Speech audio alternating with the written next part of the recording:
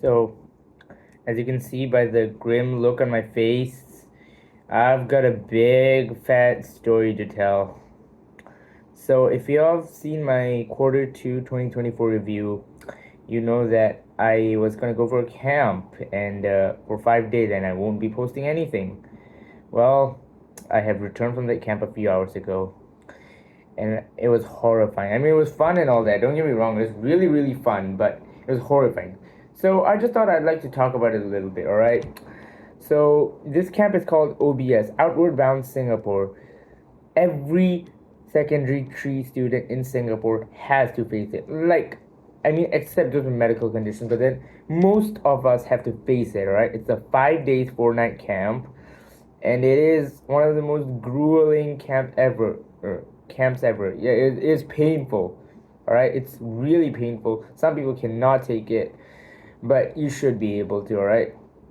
So I'm just gonna talk about all the 5 days and what I remember from them. Alright, I'm just gonna talk about recounts. Day one, I met up with new random people that I've never known before, and then we bond and all that. So basically, what we did was we brought our bags to this island called Pulau Ubin. Of course, I can't record anything. They took away our phones, and even if they didn't, this is a very difficult camp. So I think I'd rather not record this one because it's not a walk in the park anymore. Yeah, no one in the right mind would record that. Right? No one would ever do that. But like, day one was a grueling day. Honestly, it was not okay. No, it wasn't that bad. Day one was pretty chill compared to the rest. Right? So we're just bonding, eating lunch, which was quite disgusting. Okay, yeah, it was quite disgusting. It was bread with canned tuna on it. So like, it was kind of mid, but like, I mean, you're at a camp. It's not luxury anymore. You're gonna live on the streets. So what happened is we ate that. Then after that, we went and learned how to kayak. You're supposed to row and row. It only took me until day three to figure out how to do it. But day one, when we did it, I did it for a little bit, but I still couldn't get really the hang of it. The scary part of day one was we had to learn how to capsize and rescue our kayaks, or else we kind of die. We gotta learn how to capsize because it's really easy to capsize accidentally, but you've got to learn how to capsize it, which I did learn and I did it. It was just weird, but like, yeah, I did eventually learn how to do it. So yeah, day one, that was it really. Then after that, we came back. We had to pack our bags into a day pack.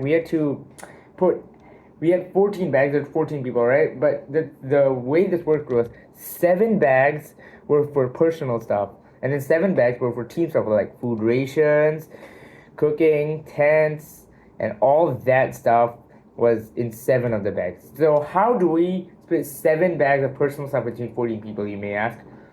I mean, it's kind of fucking obvious. You kind of just share a bag with someone else. Yeah, it was really complicated, but like we managed to find it out. All right, we just packed our stuff into like smaller plastic bags, and then like we put it in the big bag, and it became really heavy. All right, that was day one. We had to pack everything, and then in the night we pitched our tents. Nothing much happened. Oh yeah, by the way, I did not take a shit. Okay, I took a shit once, on day three, but that was really it.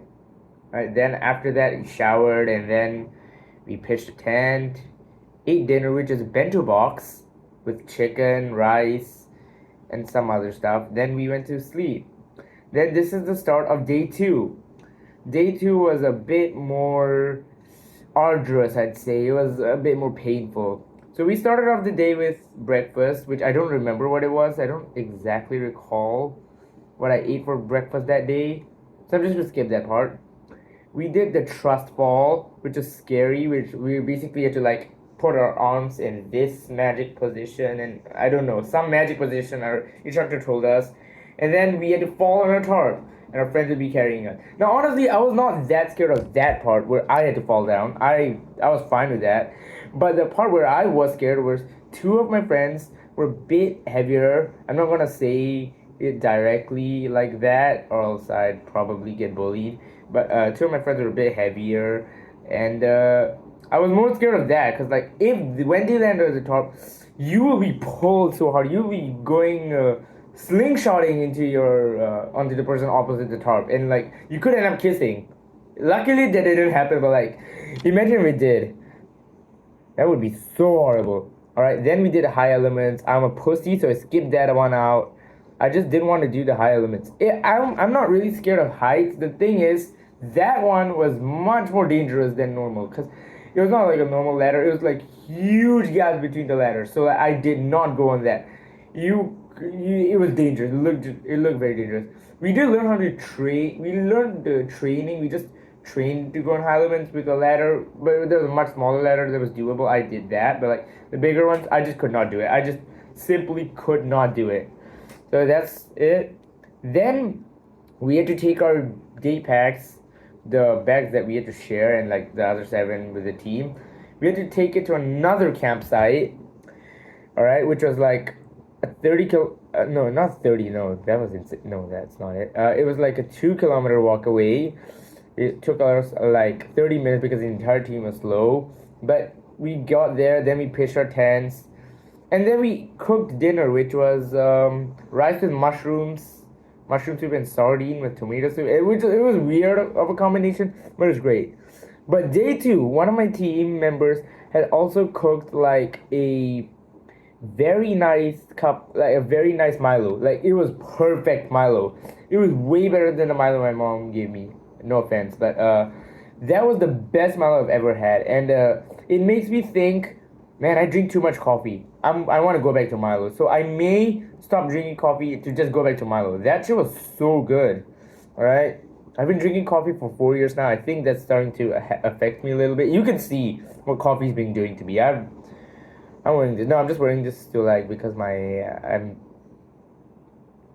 don't know why I look so weird with my eyes now. I don't know. I'll probably take it off another day. But day 2 was quite insane. After that, it was really nothing much. We just showered, and then we had briefings on day 3, which I will just tell you in a bit. All right.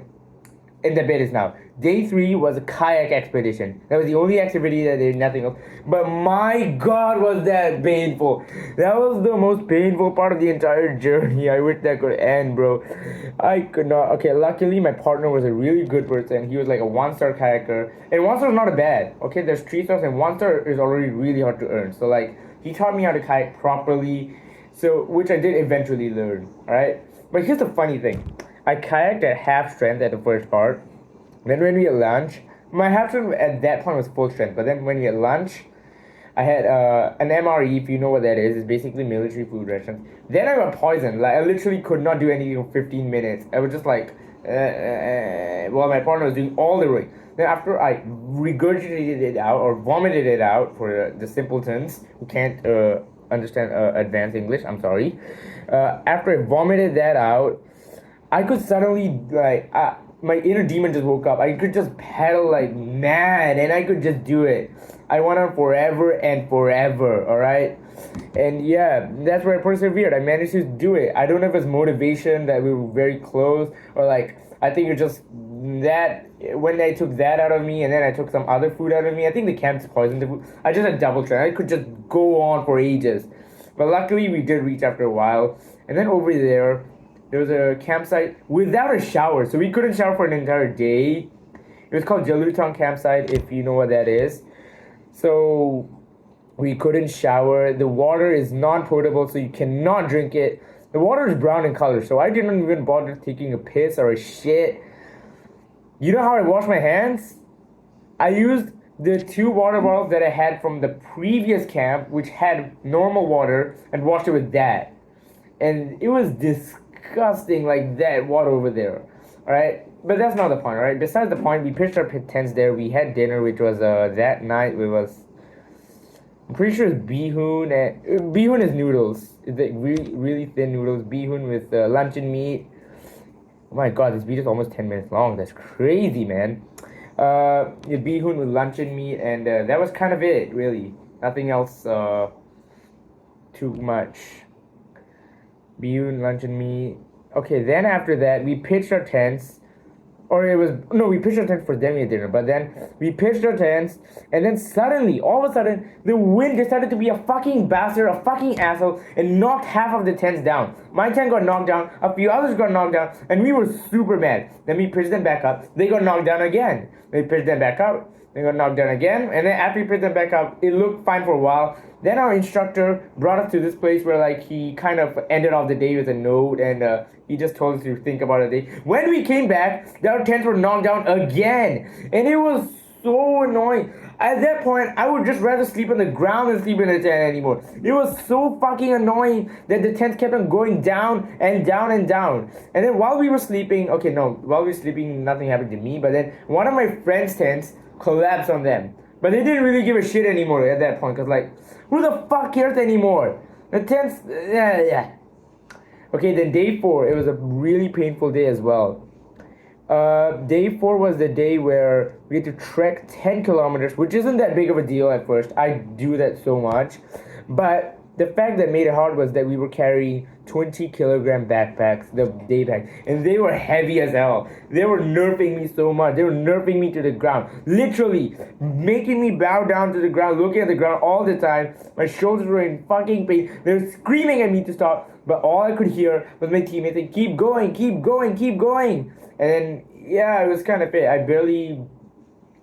just managed to make it there on time. There were a few checkpoints and all that.